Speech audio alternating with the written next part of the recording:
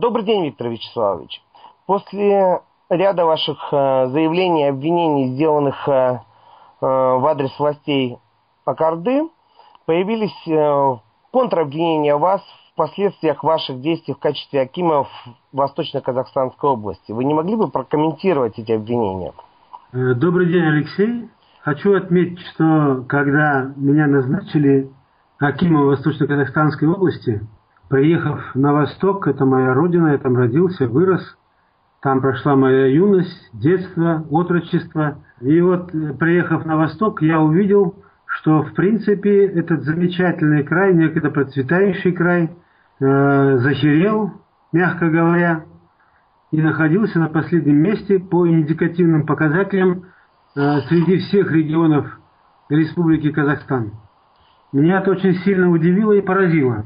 Я понял, что в этой ситуации никто практически не занимался серьезно подъемом экономики Восточного Казахстана, кроме того, что нещадно эксплуатировались предприятия, относящиеся к Нурсултану Назарбаеву, Казцинк, Казахмыс, титано-магниевый комбинат, арматурный завод и ряд других предприятий, которые можно еще перечислить, которые находились и сейчас находятся, если он не успел продать в ведении Нурсултана Назарбаева. Все остальное было брошено, и причем брошено было очень, я бы сказал, не по-человечески. И те мощности, которые в результате варварской эксплуатации природных богатств истощались, эти участки просто забрасывались, и никто больше не обращал на них внимания, не создавал дополнительные рабочие места, не снимал накал страстей, который происходил в этом регионе. Моя команда, которую я руководил и подобрал в тот момент, поскольку восточно-казахстанцы — это очень такой интересный народ, нужно было их зажечь. Что мы смогли сделать? Разработали программу. За год работы мы вышли на 3-е место по индикативным показателям в Республике Казахстан. Естественно, все это, конечно же, не давало покоя. А через год мы вышли на 2-е место по индикативным показателям, а мой родной город Алма-Ата скатился с 1-го места на 7-е место за этот промежуток времени. А о каком периоде мы сейчас говорим? О каком годе? 2005-2006 годы, 2 года. И обратил внимание, что даже если у народа есть деньги, они не хотят развивать свой малый и средний бизнес. Люди говорят: вот мне хватает, меня кормит сегодня вот это предприятие, мне достаточно. Мы пытались вселить в души людей веру в то, что дальнейшее развитие и подъем этого бизнеса будет благотворно влиять не только на его семью, не только на город, поселок, село и так далее. Это в целом даст толчок для дальнейшего развития экономики.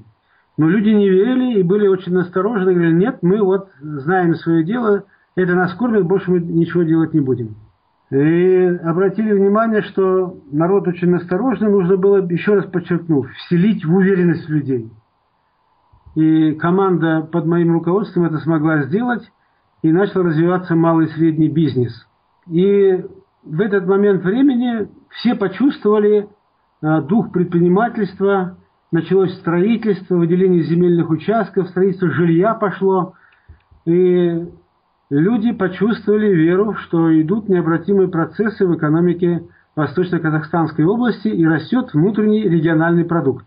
То, к чему мы стремились, и как следствие, самый главный вопрос — улучшение социального состояния жителей Восточного Казахстана. И, конечно, когда президент меня перевел работать в министерство, и особенно когда я не согласился с той политикой, которая проводилась в Казахстане, и наша семья уехала из Казахстана, появилось желание, так сказать, поставить на место, наказать, и начали искать хотя бы какие-то зацепки, чтобы доказать, что вот Храпунов нарушал законодательство Республики Казахстан. 2 хозяйствующих субъекта решили улучшить положение дел в областном центре городе Южно-Нагорске. Это какие 2 хозяйства? Индивидуальный предприниматель, который, так сказать, хотел заработать деньги, и государственное коммунальное предприятие, которое имело, так сказать, возможность принять эти финансовые ресурсы и построить какой-то объект, который был бы знаковым для областного центра. Они заключили между собой контракт, договор, что один поставляет специальные площади для монтажа их на территории города Усть-Каменогорска, второй обязуется смонтировать, запустить производство, и начинается процесс получения прибыли с этих площадей. Ну, в какой-то момент времени один из хозяйственных субъектов, тот, кто обязался смонтировать, построить и ввести эксплуатацию, не выполнил свои обязательства. Возникло гражданское правовое дело. Два хозяйственных субъекта начали спорить между собой. Один требует возврата финансовых ресурсов, которые он вложил, или вернуть тот модуль, который начали монтировать на территории города Усть-Каменогорска, а второй, конечно, не может демонтировать назад и отдать его, потому что деньги потрачены на монтаж, но не закончен монтаж. И начинается хозяйственный спор между двумя хозяйственными субъектами. Этот спор вылился в обращение в экономический суд Восточного Казахстана, который, проведя ряд консультаций с этими хозяйственными субъектами, вынес решение и предложил хозяйственным субъектам, значит, заключить мировое соглашение. После проведения ряда встреч два хозяйственных субъекта заключают мировое соглашение, и которое на основании обращения в экономический суд Восточно-Казахстанской области утверждается экономическим судом Восточного Казахстана. Казалось, сам факт возникновения спора исчерпан, люди заключили между собой мировое соглашение, и это мировое соглашение заключено, подтверждено высшим законодательным органом области экономическим судом. Это когда было решение принято этим судом? О каком периоде? Я думаю, либо конец 2006, либо 2007 год начало, где-то вот так. Почему? Потому что в порядке надзора прокурор области обратился в суд с просьбой, значит, дать пояснение по данному вопросу. Суд дал исчерпывающее пояснение, и в порядке надзора высший надзорный орган Восточно-Казахстанской области, прокурор области, был удовлетворен ответом суда о утверждении мирового соглашения. И вот сейчас, по истечении стольких лет, пытаются создать уголовное дело по отношению к принятому двумя хозяйственными субъектами и заключенному мировому соглашению. Учитывая, так сказать, вот этот фактор, который прозвучал, что некоторые бизнесмены могут лишиться своего бизнеса в Восточном Казахстане за счет каких-то махинаций, проведенных акимом Восточно-Казахстанской области, бывшим акимом, то есть мной, заставляют, так сказать, задуматься, а что же это такое?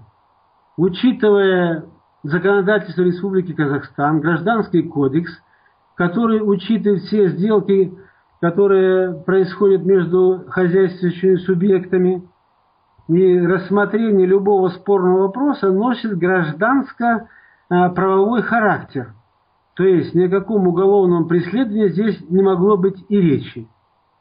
Два хозяйственных субъекта поспорили, нашли пути разрешения этого спора и считают, что этот вопрос, рассмотрение данного вопроса завершено.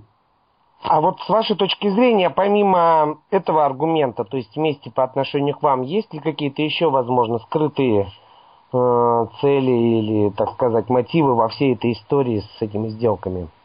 Заинтересованные лица? Я могу сказать, что главное заинтересованное лицо в этом вопросе – это Дарига Назарбаева. Она имела свою ставленницу в Восточном Казахстане, которую она определила в свою партию АСАР, которая была идеологом того, что Восточный Казахстан – это богатейший край, который не может никак пройти мимо, так сказать, внимания Дариги и рук Дариги, что необходимо срочно отработать все эти вопросы и захватить Восточный Казахстан Даригой. Это была такая Вера Сухорукова.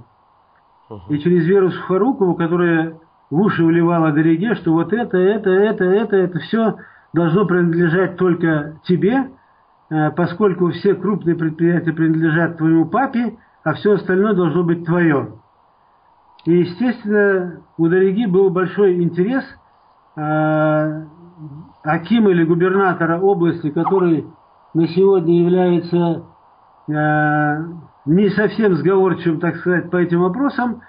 По данному вопросу можно все это обернуть против бывшего акима Восточно-Казахстанской области. И в тот момент, когда Дарига, вы помните, в этот промежуток времени партия Асар набирала силу, создавалась такая иллюзия у Дариги, что она великая, что она такая, значит, уже готова сегодня быть на одной, так сказать, ступеньке политической борьбы вместе с папой Нурсултаном Назарбаевым.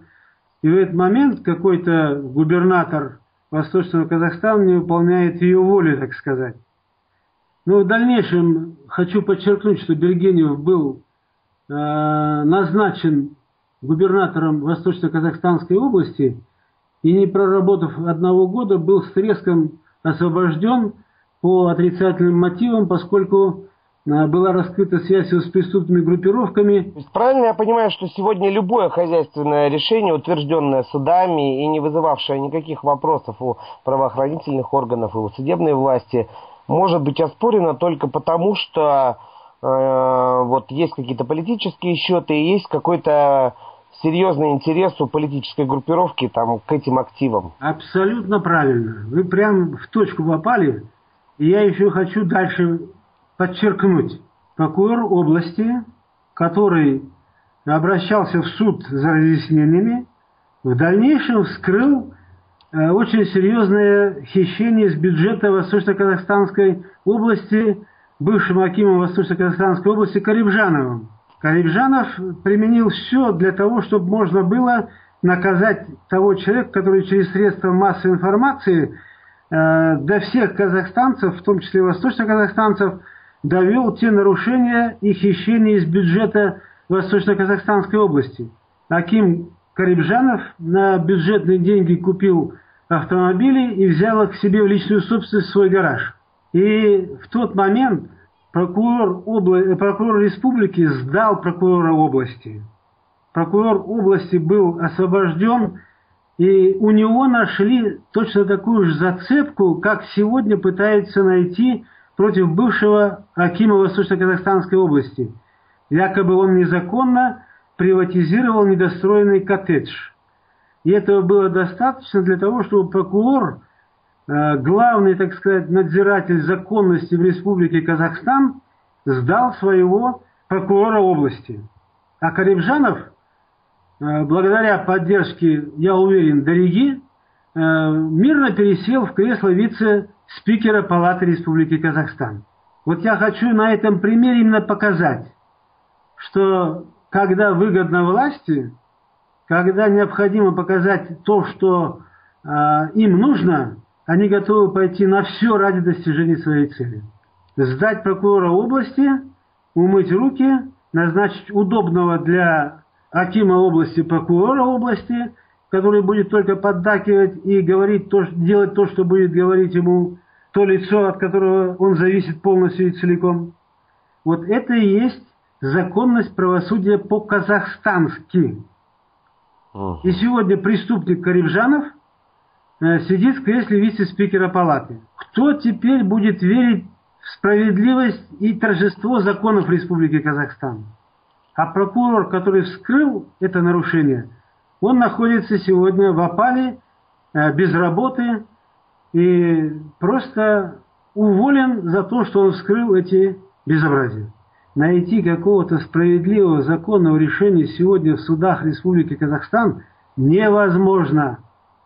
Все судьи назначаются одним лицом. Прокурор республики назначается этим же лицом. Прокуроры области. Да вся государственно-правовая система сегодня назначается одним единственным человеком, Елбасы Республики Казахстан. И все, что связано с этим, будет носить разрушительный характер.